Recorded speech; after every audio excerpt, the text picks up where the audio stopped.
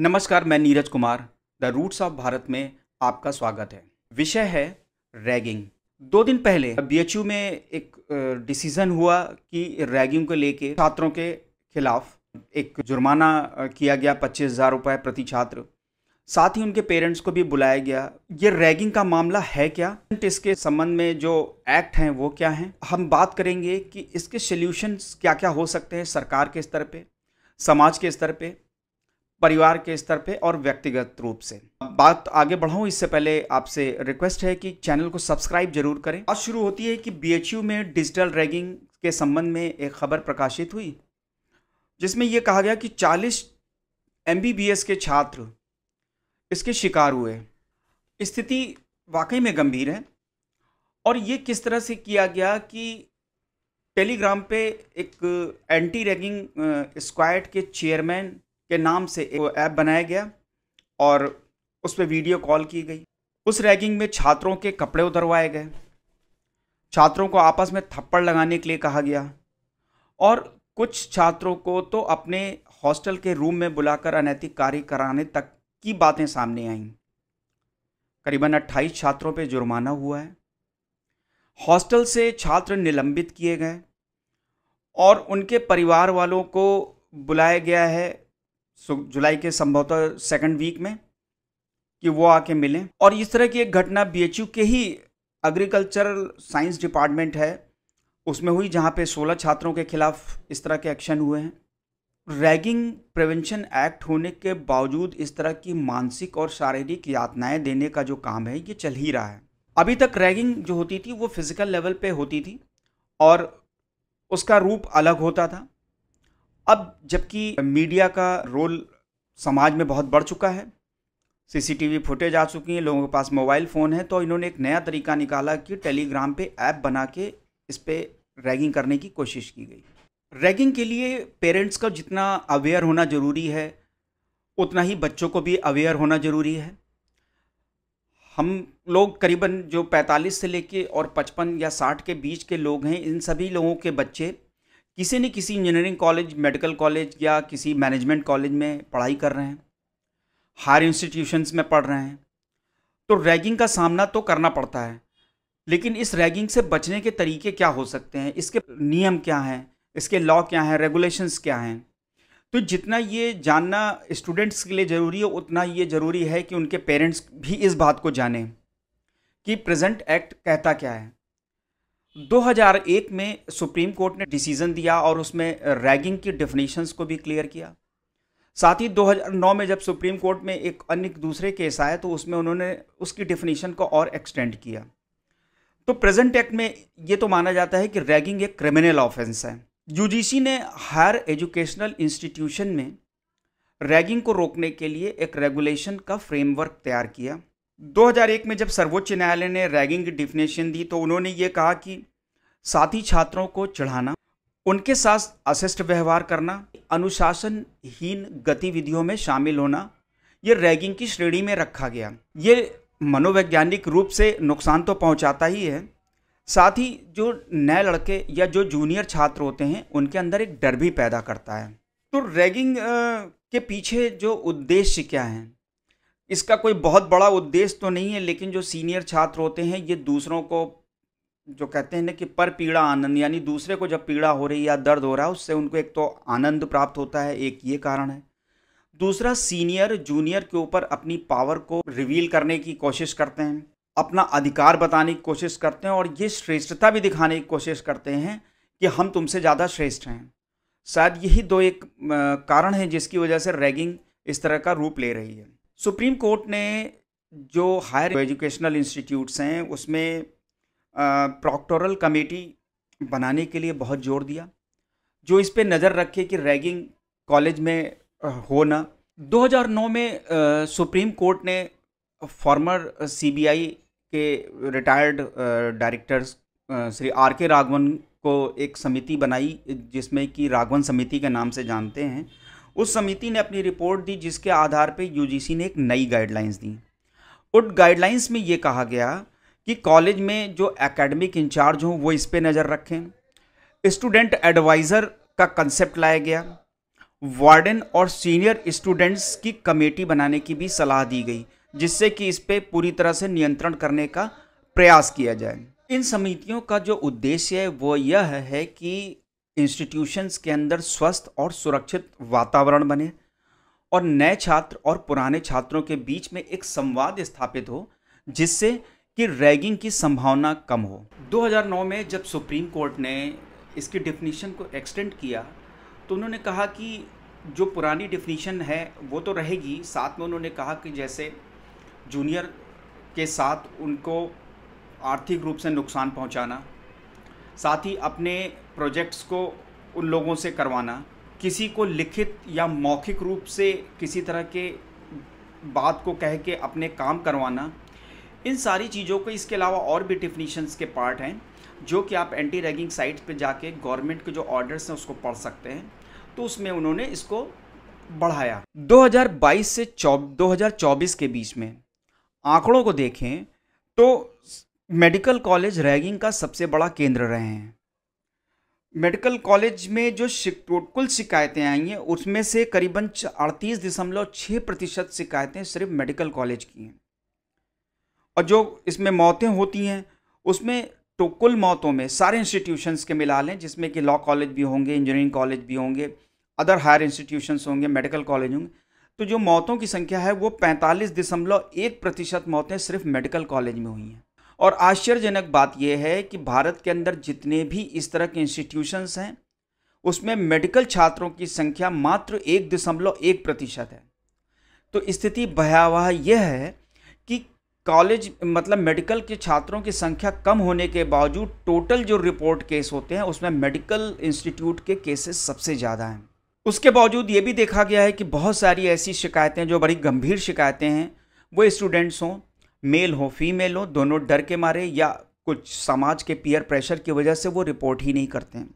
तो इसकी शुरुआत कैसे होती है कि जो इंस्टीट्यूशन जो इनिशिएशन रिचुअल्स के नाम पे इसकी शुरुआत हुई, यानी जैसा कि हम लोग भी जब पढ़ाई करते थे तो ये सुना जाता था कि एक इंट्रोडक्शन होता है, लेकिन इस इंट्रोडक्शन ने कब रैगिंग और बुलिंग का रूप ले लिया ये धीरे धीरे लोगों को पता नहीं चला। लेकिन इस तरह की घटनाएं पिछले 30-35 सालों में बहुत ज़्यादा सुनाई दी, लेकिन पहले से बहुत ज़्यादा नियंत्रण हुआ है। ये नहीं कहा जा सकता कि नियंत्रण नहीं हुआ है। अगर बाहर मतलब इंडिया के बाहर या फॉरेन यूनिवर्सिटी में देखा जाए तो वहाँ पर रैगिंग तो नहीं होती है, लेकिन वहाँ बुलिंग करते हैं। रूप बदल जाता है, लेकिन मेंटल लेवल पे और फिजिकल लेवल पे इसके असर देखने को मिलते हैं नए स्टूडेंट्स पे। तो जो पेरेंट्स हैं जिनके बच्चे इंजीनियरिंग पढ़ने जा रहे हैं, मेडिकल पढ़ने जा रहे हैं या अदर हायर इंस्टीट्यूशंस में पढ़ने जा रहे हैं, उनको इस बारे में अवेयर होना पड़ेगा कि जो इसके जो परिणाम हैं वो किस तरह के हो सकते हैं, उनके बच्चों पे क्या असर पड़ सकता है। तो इसके लिए भारत सरकार ने antiraging.in नाम की एक साइट बनाई जो सेंटर फॉर यूथ एक ऑर्गेनाइजेशन के तहत काम करता है। सजेशन मेरा ये होगा कि इस antiraging.in साइट पर पेरेंट्स भी जाएं और बच्चे भी जाके देखें कि वहाँ पे क्या क्या फीचर्स अवेलेबल हैं। तो उसमें उन्होंने कहा कि इसमें एक मॉनिटरिंग एजेंसी की तरह ये काम करता है। इसमें आप कंप्लेंट दर्ज करा सकते हैं। इसमें आप अंडरटेकिंग्स आप देख सकते हैं, जो कि नया स्टूडेंट आता है वो अंडरटेकिंग देता है कि मैं इस तरह के काम में कभी भी इन्वॉल्व नहीं होऊंगा। इन्फॉर्मेशंस अवेलेबल हैं, उसमें क्या एडवाइजरी हैं वो भी अवेलेबल है। फ्रिक्वेंटली आस्क्ड क्वेश्चंस क्या हैं वो आप देख सकते हैं। और इसके अलावा उस पर यह भी लिखा हुआ है कि 12 अगस्त से लेकर 18 अगस्त तक हर साल एंटी रैगिंग वीक मनाया जाता है और एंटी रैगिंग केसेस को लेके उस पर बहुत सारे वीडियोस अवेलेबल हैं जो पेरेंट्स और स्टूडेंट्स देख सकते हैं। गवर्नमेंट रेगुलेशन यूजीसी के थ्रू या लोकल एडमिनिस्ट्रेशन के थ्रू इसको इम्प्लीमेंट करने का प्रयास करती है, लेकिन फिर भी ये देखा गया है कि इनके प्रयास के बाद भी सारे प्रयास उतने सफल हो नहीं रहे। टेलीग्राम, इंस्टाग्राम या और भी बहुत सारी सोशल साइट्स हैं जिसके माध्यम से ये चीज़ें धीरे धीरे समाज में परोसी जा रही हैं। पिछले काफ़ी समय से सरकार ये कोशिश कर रही है कि चीज़ों को सुधारा जाए, लेकिन सरकार इन ऐप्स को कंट्रोल करने में अभी तक असफल रही है।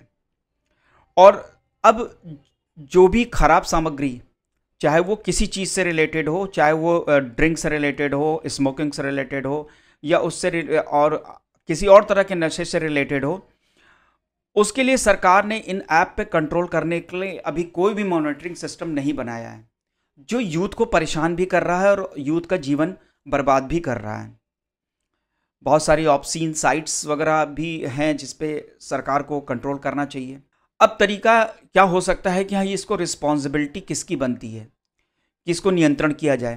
तो इसको रिस्पॉन्सिबिलिटी कई तरीके से बियर की जा सकती है। सोशल रिस्पॉन्सिबिलिटी यह है कि सोसाइटी का प्रेशर होना चाहिए सरकार पे कि वो इस पे कानून बनाए और बेहतर कानून बनाए। स्थिति बड़ी अजीब ये है कि हर आदमी सरकार से ही उम्मीद करता है सरकार सब ठीक कर देगी, लेकिन सरकार तभी ठीक करती है जब सोसाइटी का मैच्योरिटी लेवल उस पर पहुंच जाए, कि जब सोशल वॉइस उठने लगे, समाज से आवाज़ें उठने लगें कि हमें ये कानून चाहिए।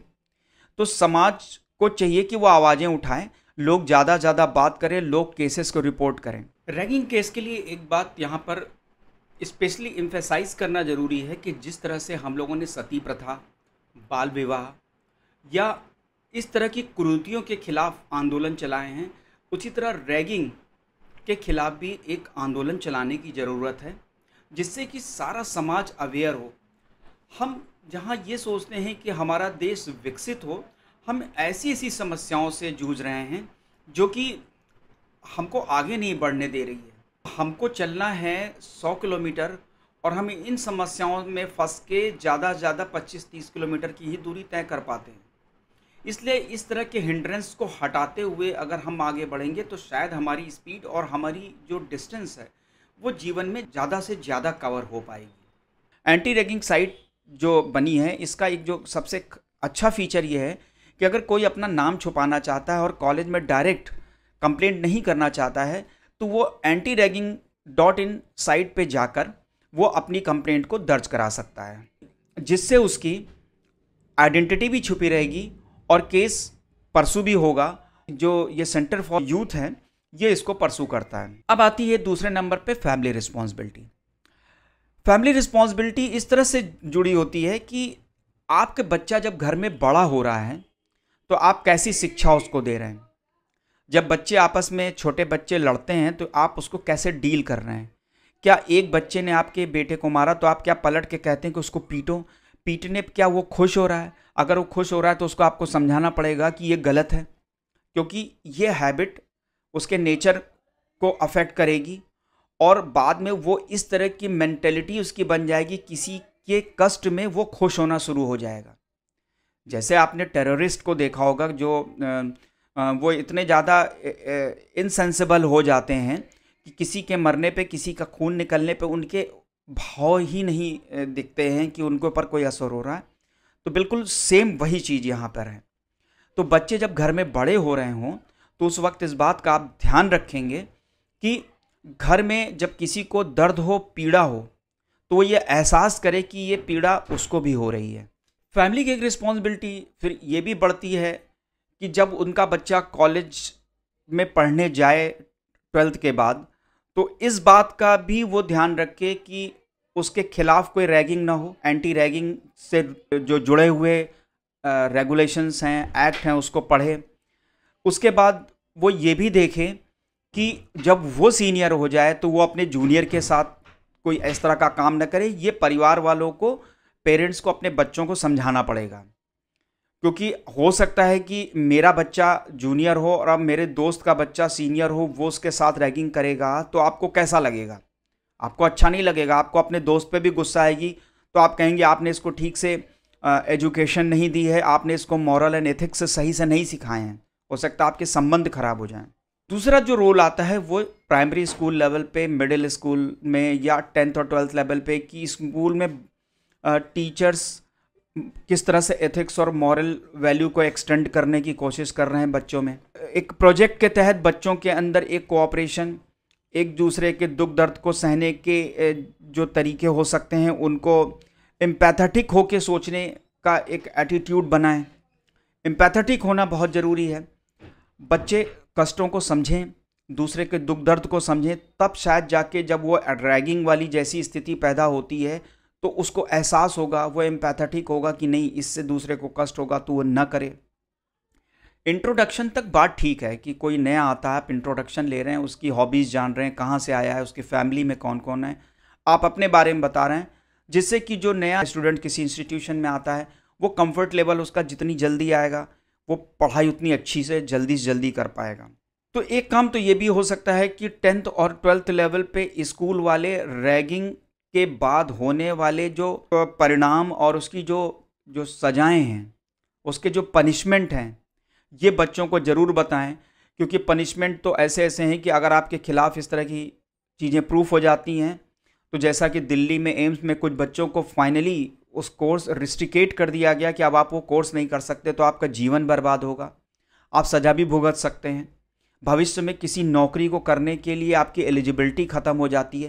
तो ये बात 10th से लेकर और 12th लेवल तक बच्चों को स्कूल में ही सिखाना होगा। साथ ही जो सोशल ऑर्गेनाइजेशंस हैं उनका भी काफ़ी रोल है, वो स्कूलों में जाएं, वो वहाँ पे अपने अपने ट्रेनिंग सेशन करें, इसके प्रॉज एंड कॉन्स बताएं कि कहाँ तक ये इंट्रोडक्शन है और कहाँ पे ये बुलिंग और रैगिंग में कन्वर्ट हो जाता है।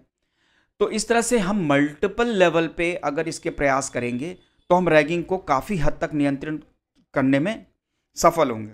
दुख इस बात का होता है कि हम जिस देश को बनाने के लिए अपने युवा को इंस्टीट्यूशंस में भेजते हैं कि वो अपने दिमाग का विकास करेगा, वो विकसित दिमाग समाज के और देश के काम आएगा, वो दिमाग वहाँ पर जाकर एक ऐसी एक्टिविटी में इन्वॉल्व होता है जो कि व्यक्तिगत रूप से स्वयं को तो नुकसान करता ही है, साथ ही अपने साथियों और आने वाले समय में ऐसे युवा छात्र जब किसी फील्ड विशेष में जाते हैं काम करने, तो वहाँ पर भी वो इस तरह का बिहेवियर उनका देखने को मिलता है।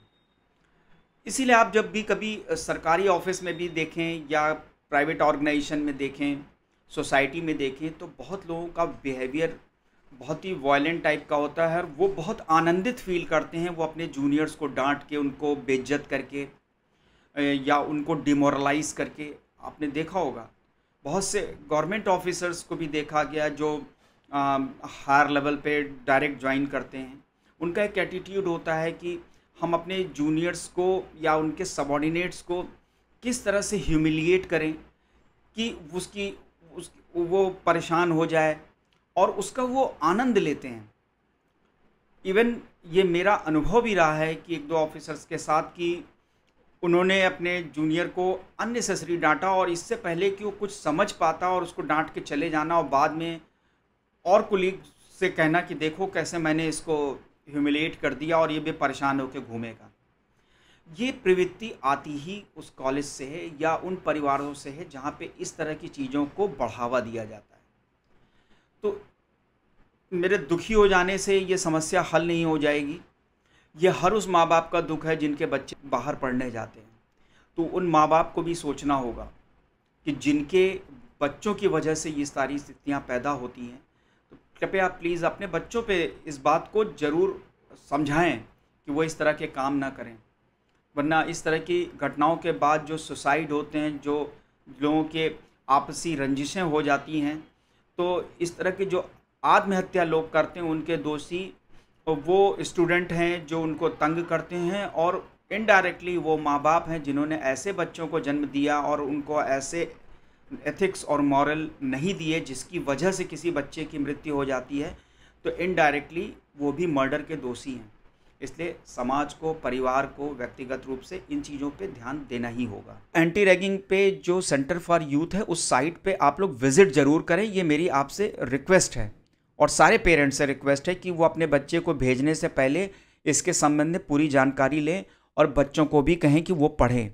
और जो नए स्टूडेंट्स वहाँ पे आते हैं वो आपस में मिल के भी एक दूसरे का सहयोग करें, जिससे अगर किसी एक के साथ गलत हो और वो बोल ना पा रहा हो तो बाकी उसकी आवाज़ को उठा सकें। इंडिविजुअल लेवल पे कॉन्शियसनेस की अवेयरनेस बहुत ज़रूरी है, क्योंकि व्यक्तिगत रूप से जब आदमी ठीक होता है, स्वस्थ होता है, तो वह औरों को हेल्प करने की स्थिति में होता है। तो ये जो antiraging.in की साइट है, मेरा पूरा जोर ये है कि जो भी पेरेंट्स इस समय अपने बच्चों को भेजने जा रहे हैं किसी कॉलेज में, तो वो इसको पढ़ ज़रूर लें, अपने बच्चों को ज़रूर पढ़ाएं। उसमें क्या सजाएं हैं, क्या उसके रेमेडीज़ अवेलेबल हैं, कंप्लेंट का सिस्टम क्या है, इसको जाके देखें और अपने बच्चे के लिए सुरक्षित भविष्य के लिए वो तैयार करें उसको। और इसी के साथ मैं अपनी बात समाप्त कर रहा हूँ। नमस्कार, धन्यवाद।